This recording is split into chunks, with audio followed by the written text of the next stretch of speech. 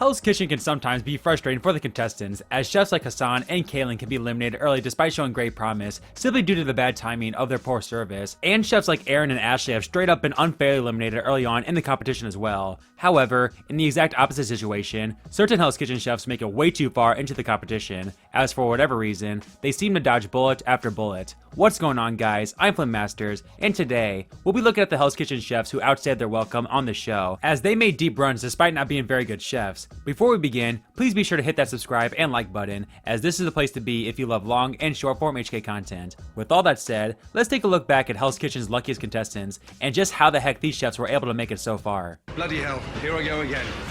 One of the more prominent modern day chefs who outstayed their welcome is Paulie from season 16, as he somehow made it to the final 4, despite essentially struggling throughout the entire competition. Heck, he was lucky not to be the first boot of the season, as he offered himself up for elimination, which is a big no-no, not to mention his opponent in Pat only made one mistake that night. While he was able to skate by the rest of the early competition, his flaws really began to show in the mid-game, as he was nominated 3 of the 4 times between services 6 and 9, with him basically admitting himself he should have gone home after his 3rd time up, but was able to survive after throwing Cooper under the bus, bringing up his chair-destroying rage to Ramsey. And then when we get back to the back, he's smashing chairs and irate. I don't think that that's somebody who's a leader or a team player.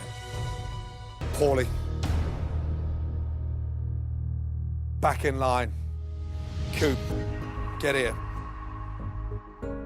He then got another lucky break at the final 8, as despite him having the worst pass of the night, which is usually a death nail in Hell's Kitchen at this stage, he still survived over Wendy. And then at the final 6, we got the first introduction of the now annual Black Jacket Lounge Challenge, where the chefs had to earn their black jacket through MasterChef-like challenges instead of dinner services. You know, the part that actually matters. Had it not been for this twist, more than likely Paulie wouldn't have made the black jackets, as he was the weakest chef out of the final 6, and this showed right away at the first black jacket service, as he was the main problem in the kitchen that night, leading to one of the worst black jacket services in Hell's Kitchen history. Paulie has the tails up there. Oh no. Young man, it's raw. These lobster tails are I'm putting them in for 5 minutes. They're still not cooking.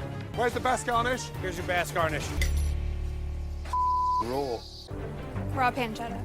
Oh man. All of you, get the out of there. And yet despite that, it looked like he would dodge another bullet and get a chance to run the final 4 pass, as Kim was eliminated over him. But then, Ramsey eliminated Paulie right then and there, putting an end to a very undeserved final 4 run. You have been on the ropes many times, but you've always bounced back, but not tonight. Give me your jacket. Thank you for the opportunity, Chef. One of the reasons why I love season 12 so much is due to just how unpredictable it is, with Gabriel making it farther than Anton, and nearly making it to the Black Jackets that season, probably being one of the most shocking things in the show's history, as I guarantee you nobody would have even had that as an inkling of ever happening 5 episodes into the season. Seriously, Gabriel was a big reason for the worst service in Hell's Kitchen history, as he and DeMarco failed to get 1 fish dish out on opening night, and he followed that performance up by serving not 1, but 2 raw chickens. Oh my good God. Again, chicken that is pink. Raw chicken followed by raw chicken! All of you, stop out of there.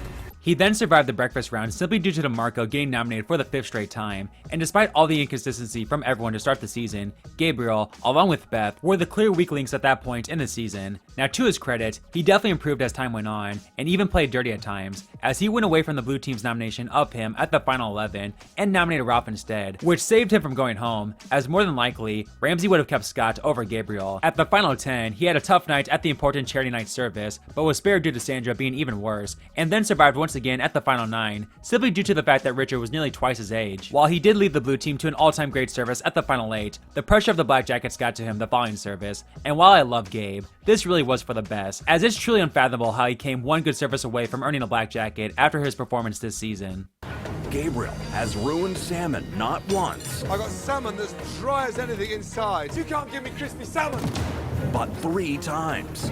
The salmon is raw. Stop! The competition for you is over.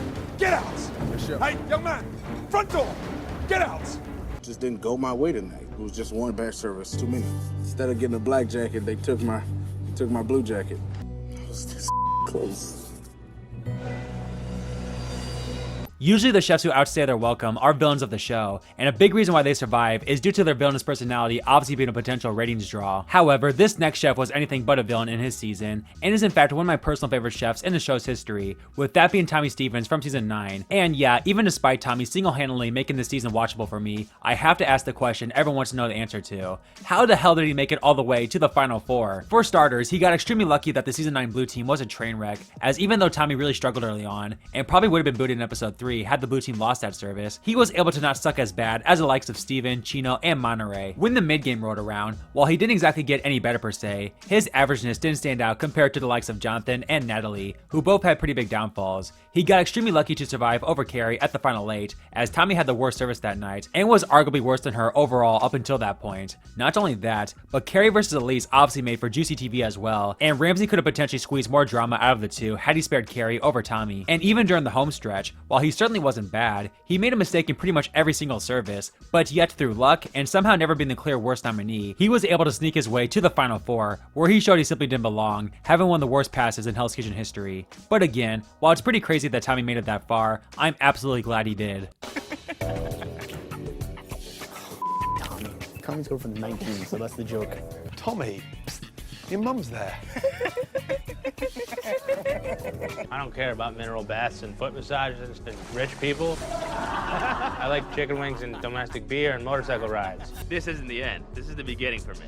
And I'm just gonna keep on climbing until I conquer the world. Sticking with season 9, we have the chef that finished one spot ahead of Tommy, with that of course being the infamous Elise. Now in all honesty, she absolutely deserved to survive her first couple of nominations, as the likes of Gina and Krupa were bigger weak links on the red team early on. However, there's no doubt Elise got extremely lucky she wasn't on a more talented cast, because she certainly wasn't flawless in those first couple of episodes. Her string of luckily surviving eliminations began at the final 9, where despite Carrie and Elise being the ones to get kicked out of the kitchen that night, Jamie was the one sent home. Then at the final 6, she was given a black jacket over Elizabeth, despite Elizabeth being much stronger than Elise throughout the season, with that being her first time up for elimination compared to Elise's 5th. Now yes, you could argue that despite both Jamie and Elizabeth being more consistent than Elise, they had both shown signs of melting down and giving up, which is obviously a huge no-no for Ramsey, especially this late into the competition. And let's be honest here, had Elise not been the big-time personality she was, she more than likely doesn't make it to the black jackets. But hey, fine, there's been worse eliminations, so I can see the argument that Elise deserved a black jacket, but certainly she won't last if she has an all-time bad black jacket service, right?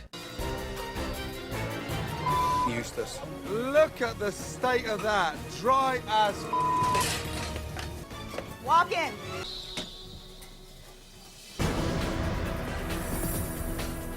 all of you, stop. Come here, you. Put your finger in there. Not pink, raw. All of you, off out of here.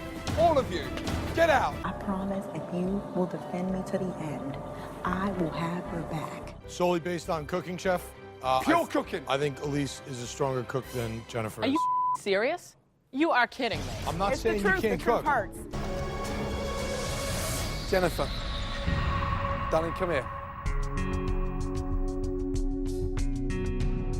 Despite Elise being extremely inconsistent throughout the season, the lack of talent combined with her 1 in a million villainous persona nearly landed her a spot in the final 2. Seriously, how can someone as bad as Elise nearly make it to the final 2? Oh, well, I guess there has been another chef even worse than Elise that actually did make it to the final 2. I personally think that you have for Virginia. Yes, we now move on to the runner-up of season 2 in Virginia. Seriously, this was a 12-person season and she manages to make the list. That's how much of a disgrace her final 2 run is. Now straight up, I'm not here to argue any of her survived eliminations, especially during the team portion of the competition, as season 2 is arguably the least talented season ever, and while Virginia sucked, she didn't suck as bad as some of the other chefs this season, and thus, she basically fell into the black jacket. And then when the black jackets came, she didn't get much better, and survived 2 straight somewhat controversial eliminations to reach the final 3. At the final 5, Garrett was sent home over Virginia despite that being his first time up compared to Virginia's 4th, with the main reason being that he served raw chicken, which while not a death sentence nowadays, was a big no-no in season 2. And speaking of season 2, this season is one of only 2 seasons to have a final 4 immunity reward challenge, which Virginia would end up winning, and thus, had this been essentially any other season, she would have been eliminated at the final 4 after her horrendous performance. And then of course at the final 3, her admittedly great past performance compared to Keith's mediocre pass earned her a spot in the final 2, and to this day, Virginia remains as a unanimous vote for Worst Hell's Kitchen finalist. Virginia, why in the hell did we open? I don't know. I'm trying my hardest. I don't know. I'm unprepared. I don't know the menu. I don't know the times. It's just, I just want some food now. I don't know what to do. It was horrible. Like, I'm so miscombobulated. Virginia, Yes, chef. lucky to be here this morning. But to me, the biggest bullet dodger in Hell's Kitchen history is Robin, as she not only outstayed her welcome in season 10, but in AllStars as well. At the beginning of season 10, while her personality was definitely always at 100, she actually laid low in the kitchen, not having any truly good or bad services. But that all changed at the final 11, one of the most infamous episodes in the show's history, as she absolutely tanked, got into 2 fights with Kimmy, and ultimately was switched to the blue team. This looked to be the spark she needed though, as she was the best of the worst in her first night on the blue team. But then, she went back to her usual inconsistent self, and was nominated at the next 3 elimination ceremonies. And despite her getting what you would think is one last chance on the blue team, she somehow survived all 3, sneaking her way into the Black Jackets. While her survival over Brian is controversial, I think she got really lucky that Ramsey named the red team losers along with the blue team at the final 9, despite the red team finishing service. Not to mention that Kimmy's worst performance just so happened to be on Southern Night. Heck, you know she got fortunate when Clemenza, who Ramsey himself criticized for how many times he was on the chopping block, deserved a final 5 spot far more than Robin. I'm not going to be the weakest link. Hi. I mean, me. Really? You, come in. Hey, look, Raw. Get out. Don't kick them out, chef. Just kick me out. Listen, Yes, chef. don't you dare tell me what to do. Yes, chef. I hate this damn chicken. Get out! You panicked. That's the problem. You were just. You are all over. You got me nervous. But then in AllStars, it was the same story for Robin, as after a slow start, Ramsey gave her one more shot on the blue team. She was switched to the blue team with 14 chefs left, and yet, despite not really having any standout performances, she was able to make it to the Black Jackets once again, this time at the final freaking 5. So how did she get there? Well, as we know, Hell's Kitchen AllStars is known for its annoying challenges and BS eliminations, with Robin arguably being the chef who got the most fortunate. In fact, at the 2 elimination challenges, she was literally the last dish to pass each time, with her survival over Gio being questioned by the fans as a classic example of keeping around the better TV character. And come on, while her dish may have been better than Jennifer's at the Black Jacket Lounge challenge, Jennifer was hands down the better chef that season, and most certainly would have earned a Black Jacket over Robin had it been a regular service. Let's also not forget that she survived over Van at the final 10 when she absolutely should have gone home there. Not to mention Van wasn't even one of the blue team's nominees. Oh, and have we forgotten that Robin was supposed to step up her game after the switch, not continue to struggle? How did she survive this round? She was also lucky to make it to the final 7 in the first place, as she struggled at the final 9 and 8 dinner services, and most certainly would have been the boot had the blue team lost. So yeah, Robin not only BS'd her way to a Black Jacket in season 10, but would do it once again in a freaking all-star season. How someone as inconsistent as her can have the distinction of being a 2-time Black Jacket, as opposed to the likes of Jennifer, Dana, and Van, still never ceases to amaze me. Congratulations. Well done. Thanks, chef. Good job. Black Jacket, woo! Deep breath, enjoy it, right? Good job. Told you I was going to bring this, Mom. How does this even happen? So there you have it, guys, my list of the Hell's Kitchen chefs who most outstayed their welcome. If you enjoyed this video, then please be sure to subscribe and like to support the channel, and let me know in the comments if you would like a part 2, as there's obviously plenty more lucky chefs to talk about. With all that said, take care everyone, and I'll see you next time. Get out of there.